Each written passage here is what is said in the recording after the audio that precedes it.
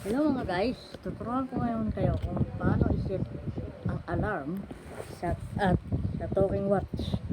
So wala pang video ng mga talking watch at ako ang gagawa.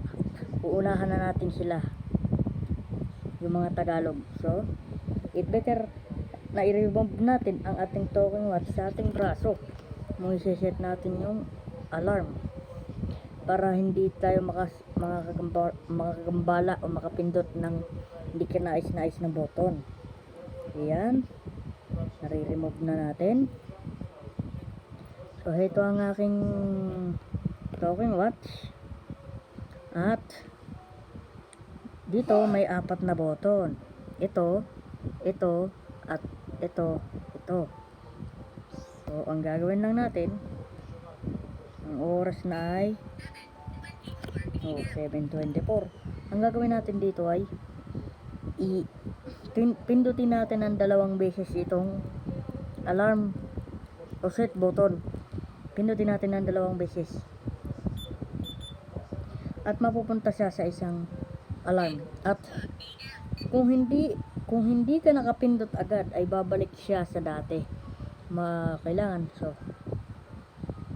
bibilisan na lang natin. So pindutin ulit ng 2 beses. At kung gusto mo iset ang oras, pindutin mo to. Ayun o, nag-iiba.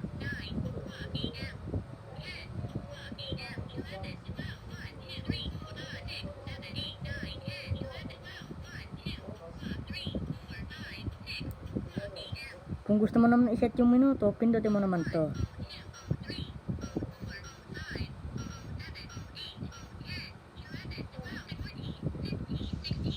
Diba? Nagse-set siya.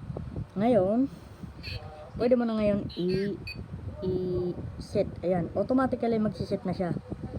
So, ngayon turuan ko naman kayo kung paano ano yung tugtog ng alarm. O dito sa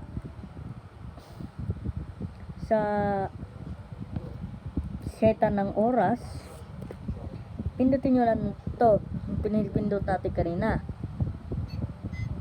Ayan, may mga tugtog dyan, yung mga sounds.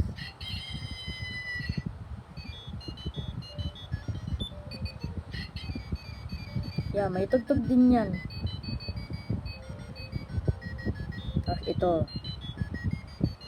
Tapos ito, pag yaran yan, off. So sana naman may natutunan kayo sa video na to, at good day.